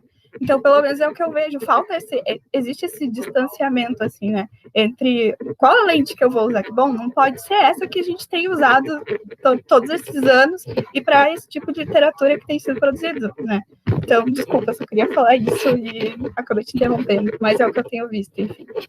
Não, mas acho que é justamente isso que tu falou sintetiza e resume bastante coisa, que eu concordo realmente, não tem como... eu acho que essa é a questão que perpassa pela decolonização da crítica literária, ou da teoria literária, enfim, com as especificidades de cada termo, que é justamente isso, repensar as epistemologias pelas quais a gente analisa a literatura e questionar essa ideia colonial de padrão estético, há uma decolonização da estética. Não tem como eu pegar, por exemplo, esse poema da Graça Graúna, que eu citei ao final, o Colheita, e analisar ele com umas lentes dos formalistas russos, única e exclusivamente, porque não vai dar conta. Eu escutei em algum lugar, eu não lembro se foi aqui no JEC ou no evento que teve aquele evento lá do Instituto Federal, Aline e Natália, de um caso de uma pesquisadora, enfim, que foi analisar um texto da Miriam Alves a partir de Aristóteles. E a Miriam Alves estava nesse evento em que a pesquisadora estava analisando o texto da Miriam Alves a partir de Aristóteles, e Miriam Alves fez o quê? Virou as mesas, como diz por aqui. Que realmente é isso. Às vezes eu vejo. Eu acho que esse é um exercício que a gente tem que pensar quando a gente está diante dessa literatura. Não sei exatamente como chamar de não canônica, enfim, tudo mais, mas essa literatura indígena, indigenista, afro-brasileira e tudo mais, é pensar quais são os parâmetros que eu estou usando. Estou usando um parâmetro branco, europeu, e é isso, ou estou fazendo também dando esse giro na teoria, porque não basta pegar um texto, sei lá, um texto da Conceição Evaristo, analisar a partir de, sei lá, uma teoria europeia e dizer, pronto, isso aqui é decolonizar. Não, tem que pensar também essa questão da instrumentalização, os instrumentos que a gente usa no exercício crítico. Eu vou mais longe. E tem uma outra coisa. Opa. Não, e tem uma outra coisa, a gente tem que saber também que englobar tudo é uma articulação que o Cão tenta fazer. A gente sempre vai ter... Não dá para falar de todos os aspectos sobre todos os prismas. A gente vai perder. Ninguém ganha, todo mundo perde, aquela velha frase da Dilma. Eu lembro que uma das discussões mais interessantes que a gente teve no semestre passado foi justamente sobre o texto da Lélia, em que a Fernanda problematizou o termo améfrica, né? Porque ele talvez não seria tão compreensivo. Sim, para falar de mulheres indígenas ou de indígenas, né?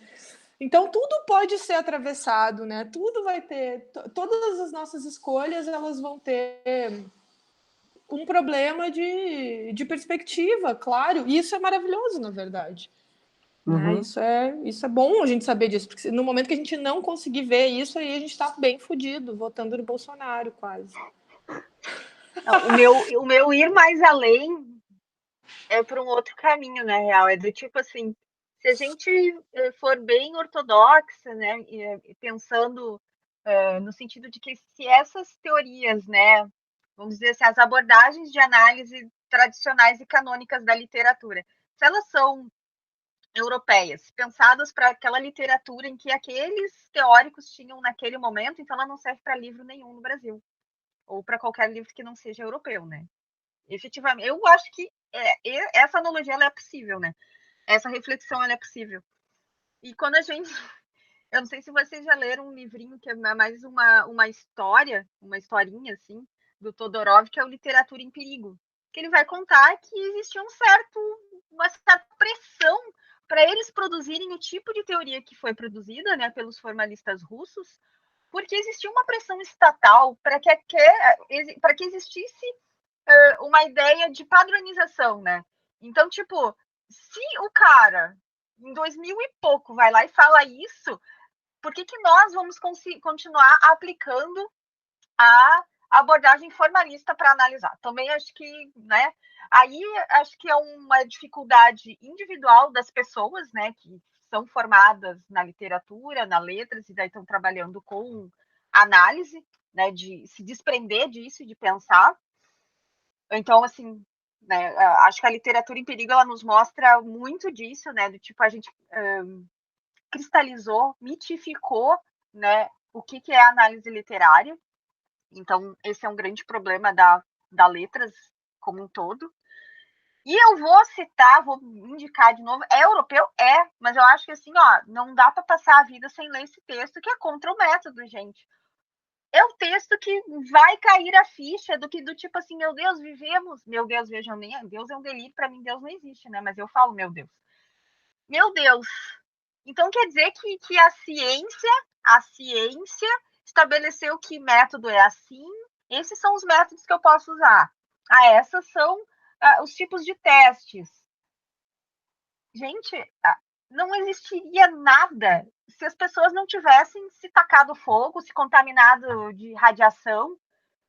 Vocês acham que método sempre existiu? Não, o método foi formalizado, foi padronizado para que a gente estabelecesse que é assim. Então, quando eu falo em fazer análise literária, pense em análise como qualquer tipo de análise. Uma pessoa da filosofia, né, o pessoal da UX talvez já tenha presenciado isso, que um professor da filosofia, uma professora da filosofia, talvez dissesse que nós, dentro da letras, não usamos análise no sentido correto. E não usamos, porque a gente não faz a análise que a filosofia faz. Então já começa por aí. O que a gente faz de análise? A gente faz um tipo de análise, que não é a que a filosofia entende como tal. Então, se a gente não faz essa análise da filosofia, a gente cria a nossa análise. A gente cria os nossos instrumentos. Esse é o ponto. Se eu falo em fazer uma análise literária, de um texto literário, é criar as nossas ferramentas. É olhar para aquele texto, é ler aquele texto e entender do que ele está, com o que ele está falando essas coisas para mim. Que linguagem é essa? Como que ele desconstrói a linguagem? Como que ele joga, brinca com ela? Como que ele constrói essas imagens? É disso que eu estou falando, né? Pensar os elementos que estão ali. E não vou lá aplicar alguma abordagem que já existe. Não é isso, né? Jamais vai ser. Para mim, pelo menos, assim, quando eu falo em análise literária, não é isso. A Mônica queria comentar. Eu queria só mencionar um texto que eu acho que conversa muito com o que vocês estão falando agora. E eu acho interessante a gente falar desses escritores, pensadores brasileiros que estão pensando nisso também, fora desse... Mesmo fora desse contexto dessa linha, assim, vamos dizer, da decolonialidade, que é do professor José Luiz Jobim, e tá disponível de graça, que a gente sempre gosta, né? Essas coisas que estão de graça a gente pode ler. Manda o link. Tô mandando. A Macunaíma, inclusive, tá com várias edições o catálogo tá todo livre para baixar, então dá para baixar várias coisas. E ele falou disso na Abralic, estão disponíveis os vídeos dele falando desse livro na Abralic. E essa ideia de literatura comparada e a literatura brasileira como uma literatura comparada, que é uma proposição do Antônio Cândido, que diz que estudar literatura brasileira é estudar literatura comparada, porque a gente não pode estudar literatura brasileira sem pensar na literatura europeia, que eu acho que é o que a gente está discutindo aqui contra, né? Que é não necessariamente estudar por esses paradigmas. Mas o que eu acho que é interessante é que ele faça uma certa história dessa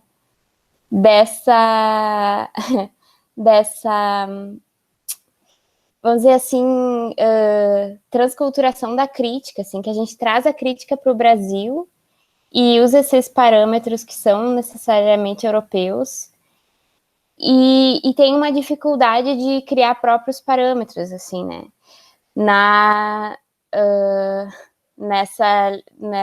No sentido, assim, mais mainstream, assim.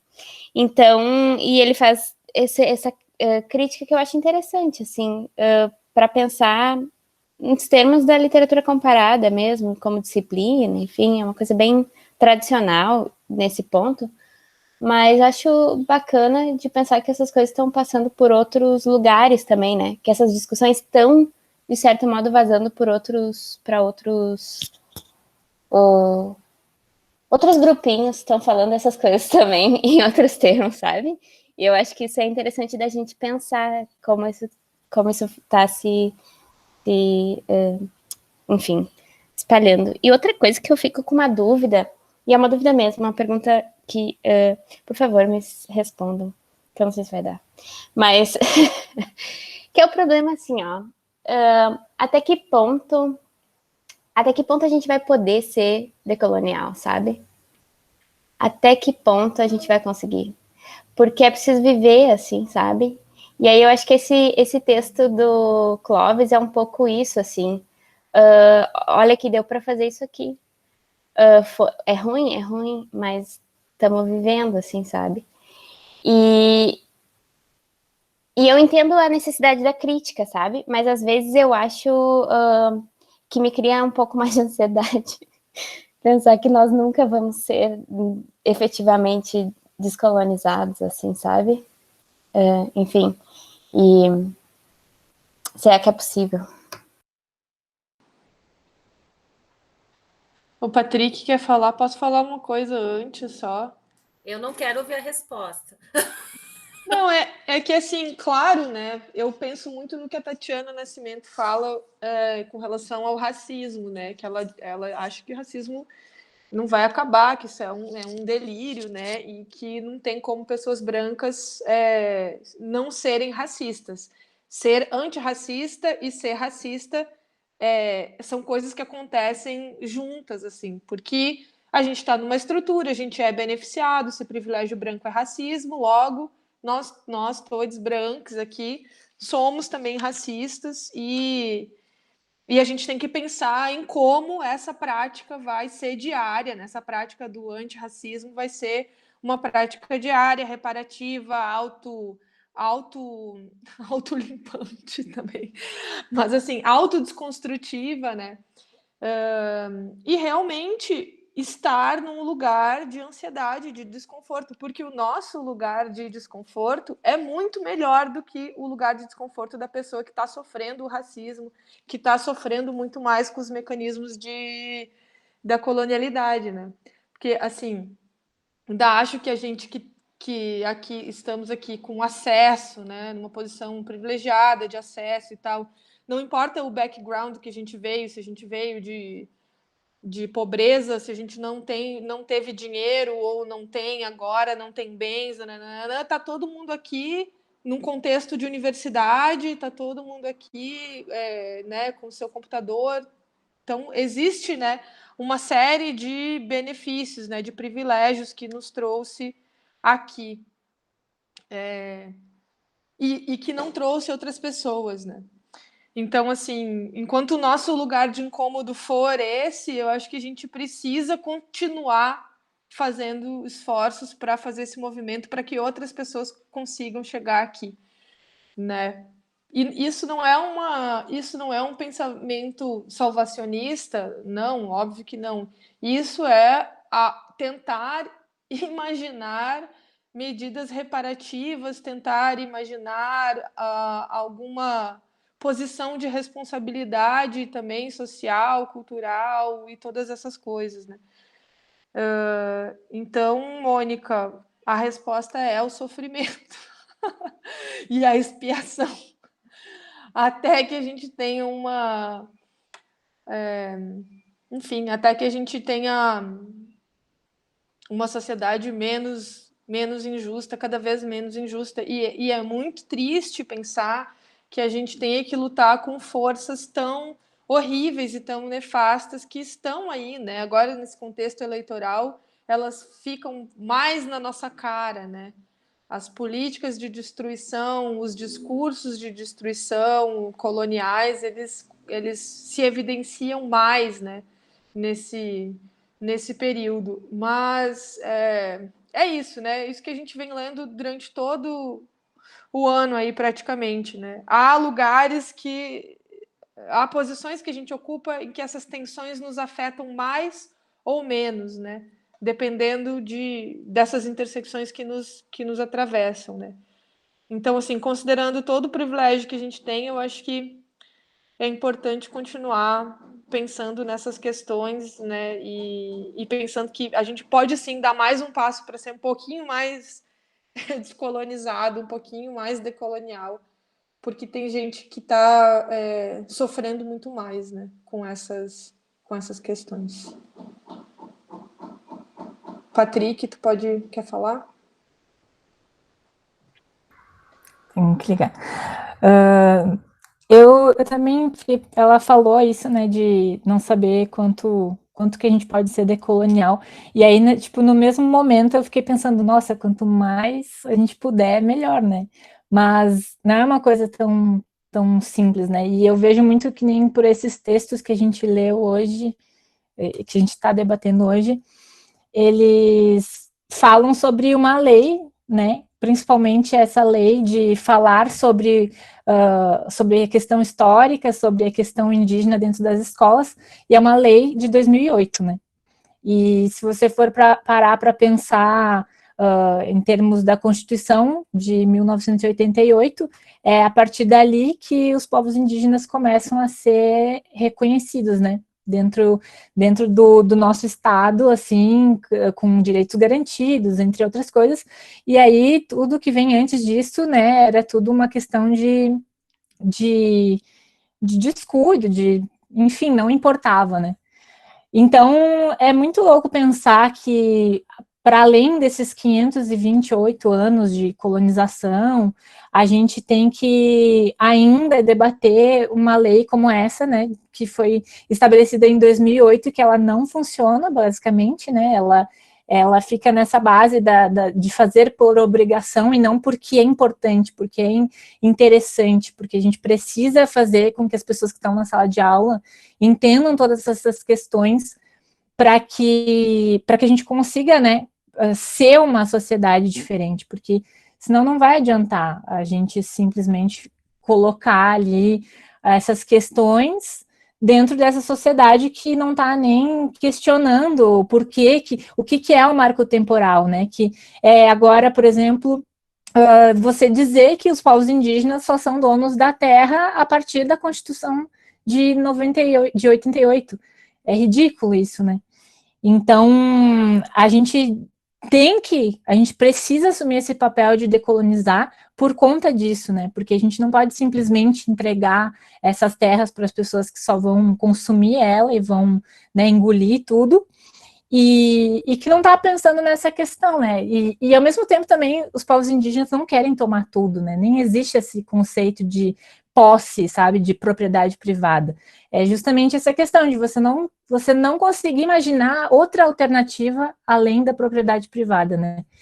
E é muito assustador, assim, para mim, que ainda, como a Natália Borges falou, né? Eu tenho uma posição de muito privilégio de estar aqui conversando com vocês, de ter o interesse de buscar, de ir atrás, né?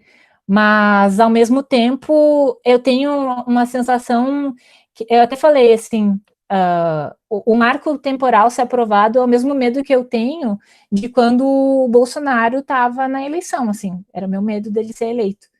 Então, algumas pessoas não conseguem entender o quanto isso é grave, sabe? Então, era essas coisas mais ou menos que eu queria colocar e que eu imagino, assim, que sempre que a gente puder agir dessa forma, levar essas informações para as pessoas, né, eu acho que é a partir daí, né. Enfim, era isso. Obrigado, Patrick. A Camila quer comentar? Rapidinho, não, só ia concordar, né, e falando da função de ser professora em escola e tal, que a escola é uma abstração, assim, ela não se responsabiliza por nada, não se responsabiliza por isso, né? Tipo, nunca em nenhum momento me cobraram por essa lei. Tipo, nunca me cobraram pelo que eu faço. Eles vão me cobrar, assim, se eu alguma família reclamar, tipo, eu coloquei, sei lá, o livro da Natália, eu botei o Amora, e alguém foi lá reclamar que eu botei um livro de homossexualismo para as crianças. Isso vão fazer. Mas nunca na história a escola me chamou e disse, tua lista está pouco diversa, ou não tem autoria indígena, não tem autoria negra. Nada, nunca. E isso não passa pela... Não existe um projeto, como a Hernani falou no início, não tem uma formação, nenhuma formação, todo santo ano a gente tem aquele monte de formação em fevereiro, em julho. Nunca, né, isso foi colocado em pauta, assim. E não sei como é no infantil, assim, imagino que no infantil é pior ainda, porque daí aquela coisa. Então, é bem... Eu pensei muito nisso enquanto eu li os textos, assim, fiquei muito trocando com a minha prática, né, de como realmente a gente está muito distante, muito distante. Por isso que é importante a gente, enquanto prof, se instrumentalizar dos direitos, que assiste a todos, a gente, enquanto educador, que às vezes a gente vai para a escola e nem sequer lê o regimento da escola, né? E aí é justamente, às vezes, o regimento que vai te preservar na hora de tu poder subverter essa matriz colonial da escola. É perverso, né? Mas a gente tem que fazer isso. Claro. E eu entendo a necessidade da lei, sabe? Porque eu contar que um corpo docente de uma escola inteiro você tenha consciência, se instrumentalize, que na sua formação teve algo assim, é contar com uma sorte de uma forma assim mais pior do que igreja, sabe? Então, e as escolas não têm, óbvio, não tem esse projeto, né? Não tá no... Elas me ensinam, elas querem que eu use metodologias ativas, que eu use tecnologia, que eu seja empreendedora. Gamificação. Falei depois. Mas lembrando, pessoal, que essa lei, ela faz parte da Base Nacional Curricular.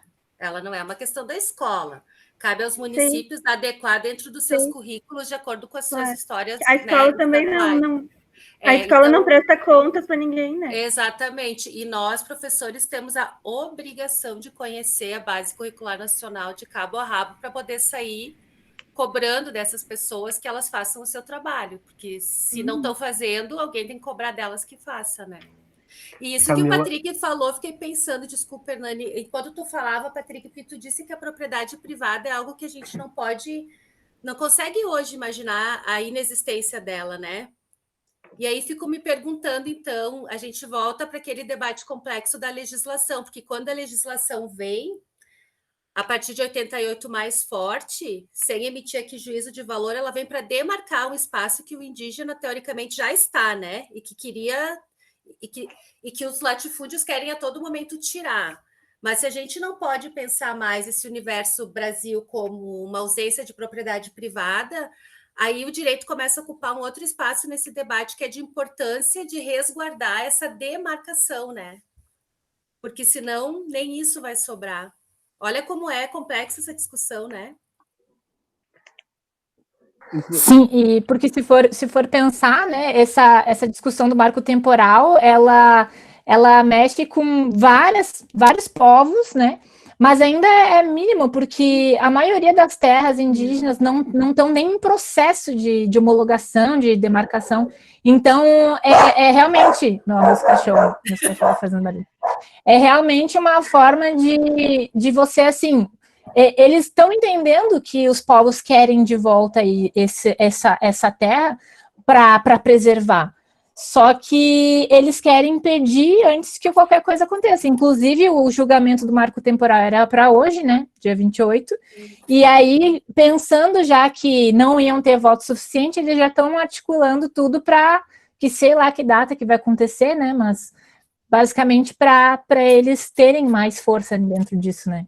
E eu só queria comentar um fato, que isso é fato, de fato. Ali em Farroupilha, os caigangues ficaram durante 10 anos numas terras que eram da propriedade da Grandene, e nesses 10 anos eles não tinham as suas demarcações, né? Porque eles estavam por aí migrando, esse grupo de caigangues, e aí deixaram ficar nessas terras.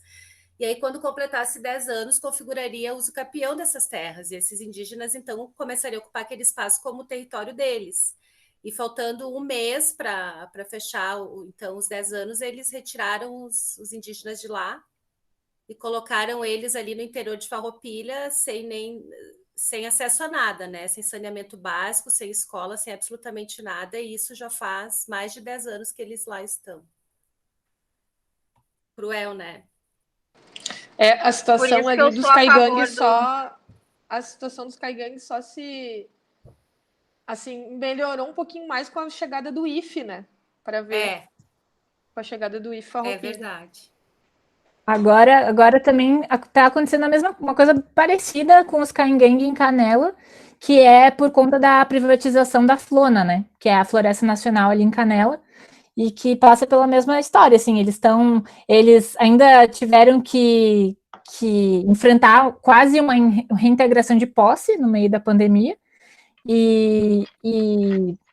ali é o território deles, né? Ali eles têm comprovação de que ali é onde é o território ancestral. Então, né, investigando para privatizar e, enfim, consumir com o resto que tem de floresta ali, né?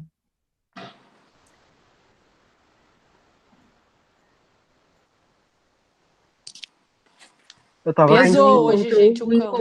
Mais um encontro triste. Mais um encontro pesado e triste do nosso grupo de estudos críticos. Pois é, nunca vai ser leve isso aqui, gente. Eu acho que o nome do grupo... O nome do grupo deveria ser Grupo de Estudos Tristes em Letras. Aliás, vamos deixar o da semana que Estudos trísticos. Deveria ser assim, a sanidade mental de vocês que lute. Nós estamos aqui para acabar com tudo mesmo.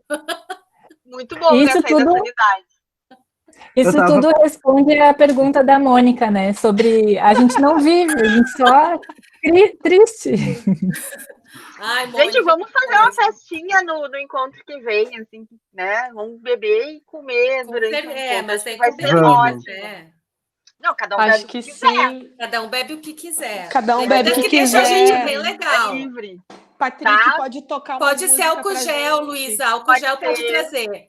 Os guris trazem refri, os guris trazem salgado ou doce. Tem que ser coisa, só pode coisa que tá dentro da lei.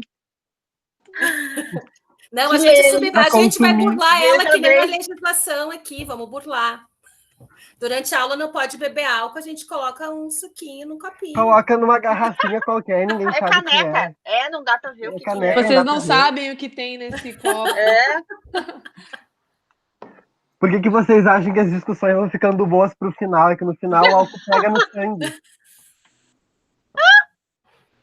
Ai, gente. Mas eu acho que é isso, né? A gente pode aí já encerrar a gravação, eu acho, né, Aline? Para não ficar se estendendo aqui na monte de besteira que depois vai pro YouTube. Eu só queria deixar registrado. Não, essa eu vou deixar registrado, assim, que eu concordo com o tweet que eu vi. Que eu acho que se a gente teve um momento de quebrar com tudo, foi 2013, né? E infelizmente isso desandou quando alguém gritou sem vandalismo. Ai, é verdade. Ai.